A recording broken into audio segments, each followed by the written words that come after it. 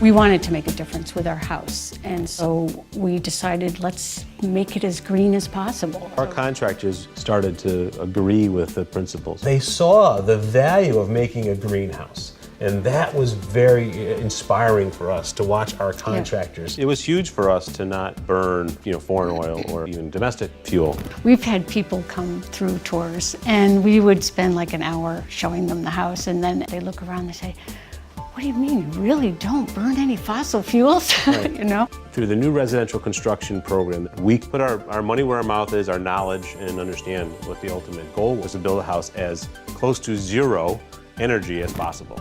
It always starts with the building envelope. In our building, we have what's called a double staggered stud wall cavity system, right, which means we have about 10-inch gap between the inside and outside, and we use 2x4s, and we actually stagger the 2x4s. So there's a gap in the middle of about 3 inches.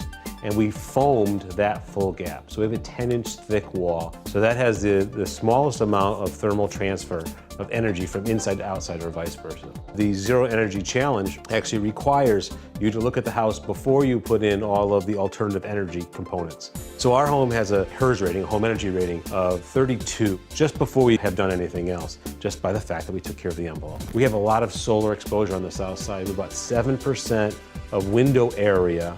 So what that does is on a beautiful day like today where the sun's coming in, that will actually heat the house up. We want other people to put solar panels in the front of their house.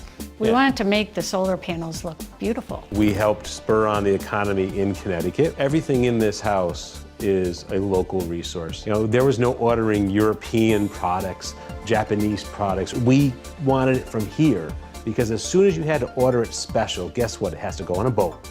And it's more expensive, and it costs more money. Our house is uncommonly normal, which we take as a compliment. I'd recommend the Zero Energy Challenge for anybody to get involved with who wants to build their house efficient.